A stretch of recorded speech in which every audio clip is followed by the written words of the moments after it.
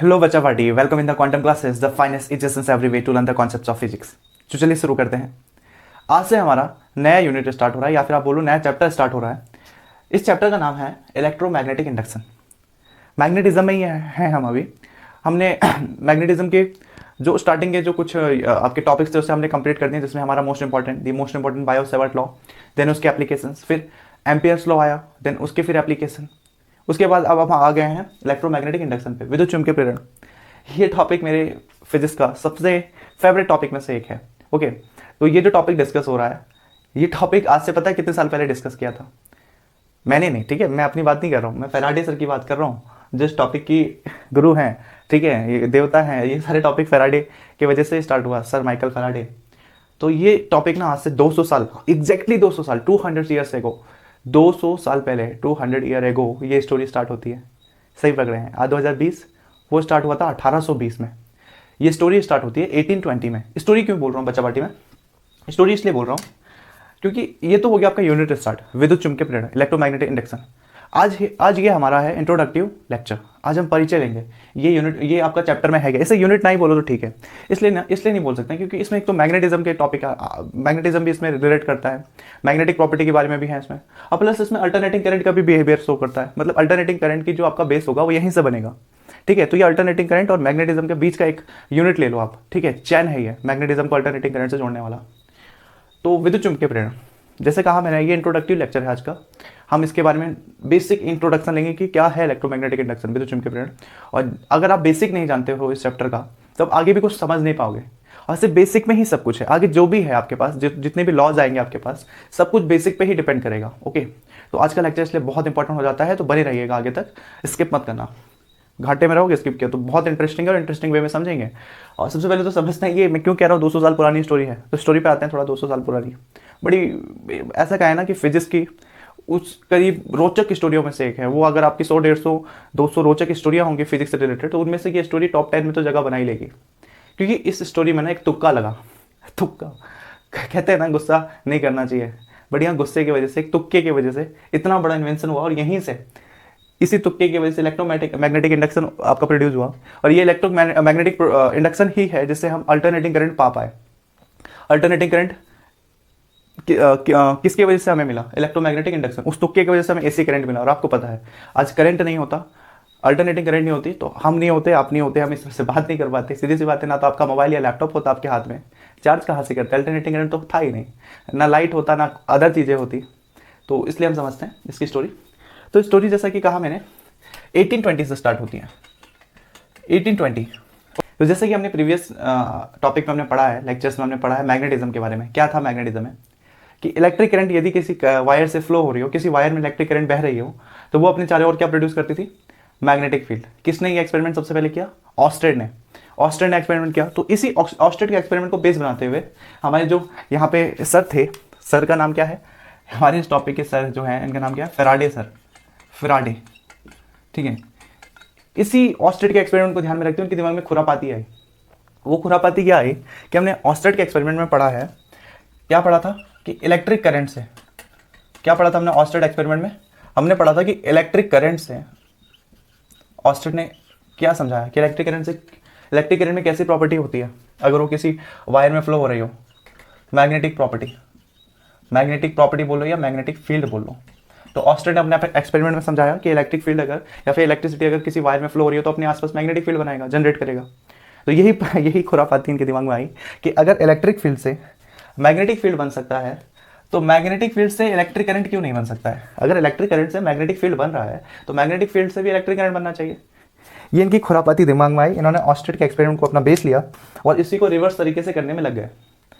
दोस्तों, अगर हमें एक कोई काम करने में असफलता मिले, ठीक है, हम एक बार करते हैं, 2 बार करते हैं, 3 बार करते हैं, फिर छोड़ देते हैं। ज़्यादा 5 बार कर लेंगे। ज़्यादा से ज़्यादा ईयर की बात करें तो 1 महीना, 2 महीना, 6 महीना, 1 साल, मैक्सिमम 2 साल करके छोड़ देंगे। इन्होंने इसी एक्सपेरिमेंट को प्रूव करने के लिए ना, क्या था एक्सपेरिमेंट, कि मैग्नेटिक फील्ड से इलेक्ट्रिक फील्ड क्यों नहीं बन सकता? अगर इलेक्ट्रिक से मैग्नेटिक फील्ड बनता है, तो मैग्नेटिक फील्ड से भी इलेक्ट्रिक करंट बनना चाहिए। इस एक्सपेरिमेंट को प्रूव करने के लिए इन्होंने अपने लाइफ के 11 साल लगा दिए, 11 ईयर्स। ओके, 11 ईयर्स लगा दिए इन्होंने अपने लाइफ के, 11 साल। लास्ट में क्या हुआ? अब मैं इसे तुक्का वाला एक्सपेरिमेंट क्यों कह रहा हूँ, तुक्के में क्यों धरती बदल गई? तुक्के में क्यों हुई धरती की सबसे बड़ी खोज? वो इसलिए कि 11 साल तक, अब आप खुद ही सोचो, अपने आप को इमेजिन करो कि 11 साल तक अगर आप किसी एक्सपेरिमेंट में लगे हुए हो और आपको लगातार सक्सेस नहीं मिल रही है, अनसक्सेसफुल रहे हो आप, तो क्या करोगे? सीधी सी बात है, गुस्सा आएगा, इरिटेट हो जाओगे। एक शांत आदमी में ना 11 साल तक का सफलता के बाद थोड़ा बहुत तो इरिटेट हो ही जाएगा, गुस्सा आ ही जाएगा। तो इन भाई साहब ने क्या किया, फराडे सर ने 1820 की स्टोरी पे वहाँ आ गए, ठीक है। इससे पहले 11 साल स्ट्रगल किया। ये 11 साल का था, अपने लेबोरेटरी में थे, एक्सपेरिमेंट कर रहे थे, कुछ हुआ नहीं। ये इरिटेट होकर इन्होंने क्या किया, अपने हाथ में जो मैग्नेट था, ओके, उसको उन्होंने फेंक दिया। गुस्से में था इंसान, बहुत होना चाहिए भाई, 11 साल। उठा के उन्होंने मैग्नेट फेंक दिया लेबोरेटरी के किस कोने में।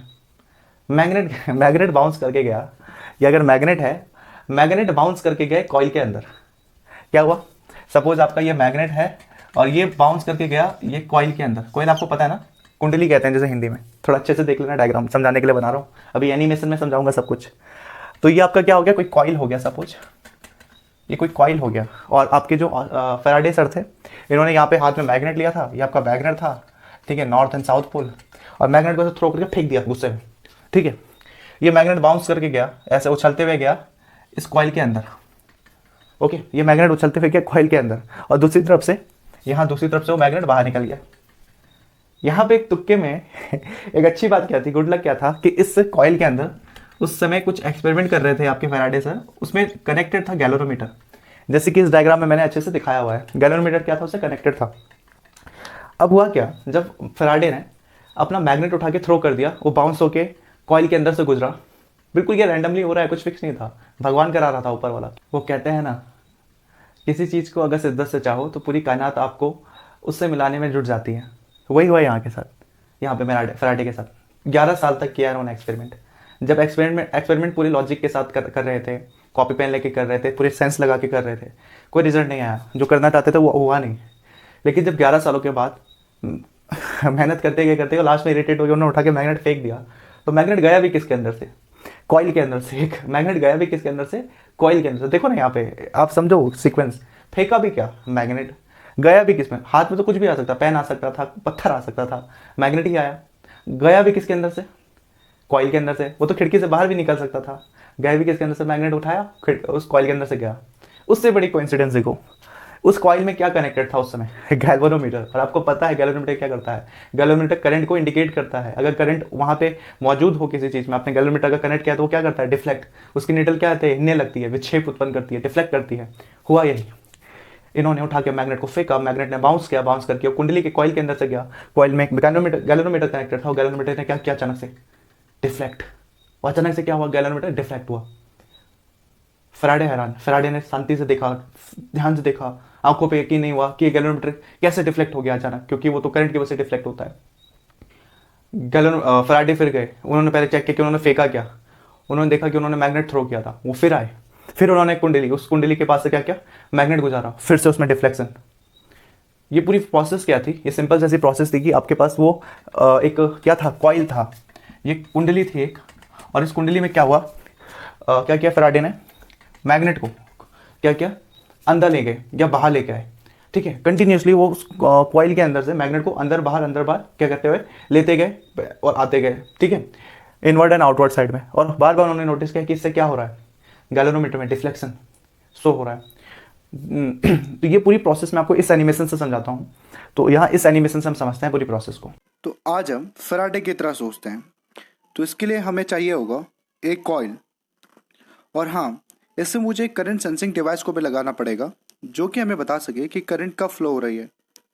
तो इसके लिए फैराडे ने यूज किया था गैल्वेनोमीटर का, जो कि हमें बताएगा कि करंट कब फ्लो हो रही है। और इसकी निडल की डिफ्लेक्शन से ये पता चलेगा कि करंट की डायरेक्शन क्या है, करंट की डायरेक्शन में फ्लो हो रही है। लेकिन यार गैल्वेनोमीटर थोड़ी बोरिंग डिवाइस हो गई है। इसके लिए हम बल्ब का इस्तेमाल करते हैं। बल्ब जब येलो ग्लो करे तो समझ लेना कि ये डायरेक्शन एक तरफ है, और दूसरा जब बल्ब ब्लू ग्लो करे तो समझ लेना करंट की डायरेक्शन दूसरी तरफ है। अब इस एक्सपेरिमेंट में मजा आने वाला है। अब यहाँ पे हमें बैटरी की बिल्कुल भी जरूरत नहीं पड़ेगी। हमें ये देखना है कि क्या हम बिना बैटरी के सिर्फ मैग्नेटिक फील्ड से करंट को प्रोड्यूस कर सकते हैं। तो मैग्नेटिक फील्ड के लिए हमें एक मैग्नेट की जरूरत पड़ेगी, और यहाँ पे हमने ला के रख दिया एक बार मैग्नेट। तो देखते हैं, यहाँ पे हम इसे कॉइल के पास ला के रख देते हैं और देखते हैं क्या होता है। और यार यहाँ तो कुछ भी नहीं हो रहा है, ये बल्ब तो बिल्कुल भी ग्लो नहीं कर रही है। इसका मतलब इस सर्किट में कोई भी करंट नहीं है, लेकिन यह मैग्नेटिक फील्ड तो है यहाँ पे हमने बार मैग्नेट रखा है, मैग्नेटिक फील्ड तो होगी ना। तो इसका मतलब ये हुआ कि मैग्नेटिक फील्ड से इलेक्ट्रिक करंट को नहीं जनरेट कर सकते हैं। तो यार ये तो अच्छा नहीं हुआ, चलो कुछ और ट्राई करते हैं। अब हम इसे हटा, वाओ ये बल्ब अभी फ्लैश किया यार एक बार, वाओ ये तो दोबारा फ्लैश किया, इस बार ब्लू कलर में। इसका मतलब करंट इस बार ऑपोजिट डायरेक्शन में जा रही है। लेकिन एक्साइटिंग चीज़ ये है कि हमने करंट को जनरेट कर लिया है बिना बैटरी के इस्तेमाल के, भले वो 1 सेकंड के लिए क्यों ना किया हो। लेकिन एक और इंटरेस्टिंग चीज़ ये है ना कि करंट यहाँ पे फ्लो हो रही है जब करंट मैग्नेट मूव हो रहा हो। तो ये देख के फैराडे भी बिल्कुल सरप्राइज हो गए। तो चलिए कुछ और खेलते हैं इसके साथ। क्या होगा यदि मैग्नेट रेस्ट पे हो और कॉइल मूव कर रहा हो, क्या तब करंट जनरेट होगी? तो हाँ बिल्कुल, करंट यहाँ पे भी जनरेट हो रही है। बल्ब फ्लैश कर रहा है जब कॉइल मैग्नेट के आसपास मूव कर रहा है। तो इसका मतलब यह हुआ या तो कॉइल या तो मैग्नेट किसी एक का मूव करना जरूरी है। उम्मीद करता हूँ आपको एनिमेशन बहुत अच्छे से क्लियर हो गया होगा। अब इसमें आपको कुछ टर्म्स आए, इंड्यूस्ड करंट, करंट प्रोड्यूस हुआ ना, तो हम डेफिनेशन के हिसाब से चलते हैं। थोड़ा इसको मैं थोड़ा क्लीन कर देता हूँ, डेफिनेशन के हिसाब से चलते हैं। ओके, तो एक डेफिनेशन है कि इलेक्ट्रोमैग्नेटिक इंडक्शन क्या होता है, विद्युत चुंबकीय प्रेरण क्या होता है। सिंपल सा वे में एक आंसर दे सकते हो, the phenomenon of generating current और EMF by changing magnetic flux is called electromagnetic induction. एक ऐसी घटना जिसमें कि क्या उत्पन्न होता है, एक प्रेरित विद्युत धारा या फिर ईएमएफ उत्पन्न होता है। वो किससे उत्पन्न होता है? चुंबकीय फ्लक्स में परिवर्तन करने से। The phenomenon of generating current EMF by changing magnetic flux is called electromagnetic induction. एक ऐसी घटना जिसमें कि आप क्या उत्पन्न करते हो, एक प्रेरित विद्युत धारा या ईएमएफ उत्पन्न करते हो। कैसे? विद्युत चुंबकीय फ्लक्स में परिवर्तन करके। इट मीन्स चुंबकीय फ्लक्स, मैग्नेटिक फ्लक्स में जब परिवर्तन करोगे, चेंज करोगे, तो आपका क्या प्रोड्यूस होता है? क्या प्रोड्यूस होता है? हाँ, इलेक्ट्रिक करंट। ओके, तो ये पूरी प्रोसेस क्या कहलाती है? Electromagnetic induction. इसमें दो टर्म आते हैं जो कि आपको समझना जरूरी है। दो टर्म्स यूज होते हैं, एक होता है ईएमएफ, एक होता है करंट। और जब हम इलेक्ट्रोमैग्नेटिक इंडक्शन पढ़ते हैं तो हम यहाँ पे ईएमएफ जो प्रोड्यूस होता है, विद्युत वाहक बल जो बनता है, उसको हम यहाँ कहते हैं प्रेरित विद्युत वाहक बल, प्रेरित, इंड्यूस्ड ईएमएफ। और यहाँ पर जो करंट बनता है, धारा बनती है, उसको हम यहाँ कहते हैं प्रेरित धारा, इंड्यूस्ड करंट। ध्यान रखना, इंड्यूस्ड ईएमएफ और इंड्यूस्ड करंट। तो ये होता क्या है डेफिनेशन के हिसाब से अगर हम चले तो ये सिंपल सी बात है कि अगर आपकी इलेक्ट्रोमैग्नेटिक इंडक्शन की प्रोसेस किसी कॉइल में हुआ, इट मीन्स क्या हुआ आपने कि इलेक्ट्रोमैग्नेटिक प्रोसेस के समय, इलेक्ट्रोमैग्नेटिक इंडक्शन के इस पूरे फिनोमिनन के टाइम पे जो ईएमएफ बनती है, प्रोड्यूस होती है, उस ईएमएफ को इंड्यूस्ड ईएमएफ कहते हैं। एंड अगर सर्किट क्लोज हुआ, यदि वो परिपथ क्लोज हुआ, तो क्या होता है, उस सर्किट में एक करंट फ्लो होती है। उसी करंट को क्या कहते हैं? इंड्यूस्ड करंट कहते हैं। मेरे कहने का मतलब क्या है? कहने का मतलब एक ऐसी एक डायग्राम हम यहाँ पे बना लेते हैं समझने के लिए। कहने का मतलब यह है कि ऐसे हम समझ रहे हैं। ओके, कहने का मतलब यह था कि अगर क्या हो रही है, विद्युत चुंबकीय प्रेरण की घटना हो रही है, इलेक्ट्रोमैग्नेटिक इंडक्शन की प्रोसेस हो रही है, वो कैसा होता है? जब आप किसी मैग्नेट को, सपोज ये मैग्नेट का नॉर्थ पोल है, जब किसी मैग्नेट को आप क्या करोगे, किसी कॉइल के अंदर और बाहर से गुजारोगे, तो क्या होगा? मैग्नेट का ये मैग्नेटिक फील्ड होता है, तो उसके मैग्नेटिक फील्ड की वजह से जो फ्लक्स बना, वो फ्लक्स क्या होगा? बार बार चेंज होता है। जब आप इस मैग्नेट को अंदर डालोगे या मैग्नेट को बाहर लेके आओगे, तो मैग्नेटिक फ्लक्स में क्या होगा? Continuously change. और मैग्नेटिक फ्लक्स में चेंज होने से क्या होता है? मैग्नेटिक फ्लक्स में अगर मैग्नेट को आप किसी कॉइल के अंदर बाहर गुजारो, तो इस कॉइल में एक ईएमएफ प्रोड्यूस होती है, एक ईएमएफ बनती है, और इसी ईएमएफ को कहते हैं हम यहाँ पे इंड्यूस्ड ईएमएफ। ओके, और यदि ये आपका सर्किट जो है, कॉइल वाला जो सर्किट, यदि वो क्लोज है ऐसे में, तो इस सर्किट में आल्सो क्या प्रोड्यूस होगी? उस इंड्यूस्ड ईएमएफ की वजह से करंट प्रोड्यूस होगी, जिसको हम कहते हैं induced current. Is it clear? ये तीन वर्ड आपको समझ में आ गए। इलेक्ट्रोमैग्नेटिक इंडक्शन क्या होता है? सिंपल है इलेक्ट्रोमैग्नेटिक इंडक्शन। अगर आप क्या करोगे, कॉइल और मैग्नेट के बीच रिलेटिव मोशन कराओगे, अपेक्षिक गति। इट मीन्स अपेक्षिक गति का मतलब कॉइल और मैग्नेट में से कोई ना कोई एक मोशन में तो होना चाहिए, दोनों हो तो तभी ठीक है, कोई ना कोई एक मोशन में होना चाहिए, उसे कहते हैं अपेक्षिक गति, रिलेटिव मोशन। यदि आप मैग्नेट और कॉइल में रिलेटिव मोशन करवाओगे, तो उससे मैग्नेट का मैग्नेटिक फ्लक्स चेंज होगा, और मैग्नेटिक फ्लक्स का चेंज होने से क्या प्रोड्यूस होता है? यहाँ पे ये टर्म याद रखना, इसी टर्म को लेके हम पूरा ये चैप्टर खत्म करेंगे। क्या होता है? मैग्नेटिक फ्लक्स में आप क्या करोगे? परिवर्तन करोगे, चेंज करोगे, और यदि मैग्नेटिक फ्लक्स चेंज हुआ तो ये क्या बनाता है?